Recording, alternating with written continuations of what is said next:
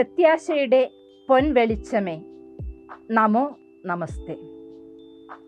Richard Reena ദമ്പതിമാരുടെ വിവാഹം കഴിഞ്ഞിട്ട് ഏറെ വർഷങ്ങളായി. ഒരു കുഞ്ഞില്ലാത്തതിൻ്റെ മൗന നൊമ്പരം അവരുടെ മനസ്സിൽ എപ്പോഴും ഉണ്ടായിരുന്നു. എന്നാൽ ഡിസംബർ 1-ാം തീയതിയെ അവർ വരവേറ്റിരുന്നത് ഒരു പ്രത്യേക രീതിയിലായിരുന്നു. അവരുടെ ഫ്ലാറ്റിൻ്റെ സമീപത്തുള്ള ഒരു പൊതുസ്ഥലത്ത് മറ്റു ഫ്ലാറ്റുകളിലുള്ള കുട്ടികളുമായി ഒരുമിച്ച് കൂടും.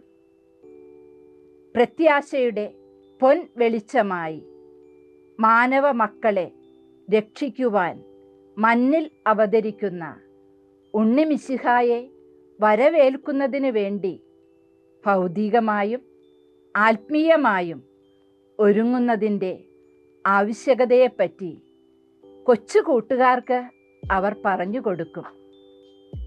ആ കുഞ്ഞുങ്ങളുടെ മനസ്സിൽ ഉണ്ണീശോ കൂടെയുള്ളതുപോലെ ഒത്തിരി സ്നേഹത്തോടെ, സന്തോഷത്തോടെ, വിശ്വാസത്തോടെയാണ് പുൽക്കൂട് നിർമ്മിക്കുന്നതും ക്രിസ്മസ് ട്രീ ഉണ്ടാക്കുന്നതും ക്രിസ്മസ് ഗിഫ്റ്റ് പാക്കറ്റുകൾ ഒക്കെ ഉണ്ടാക്കുന്നതും.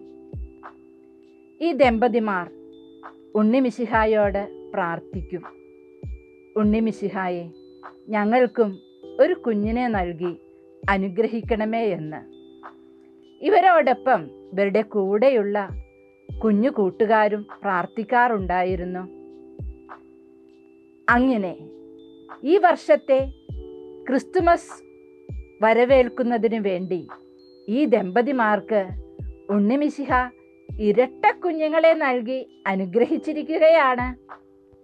ഇവരുടെ കൂടെയുള്ള കുട്ടികളുടെ വിശ്വാസവും പ്രത്യാശയും സ്നേഹവുമൊക്കെ കൂടുതൽ ആഴപ്പെട്ട ഒരു വർഷമായി തീർന്നിരിക്കുകയാണ്.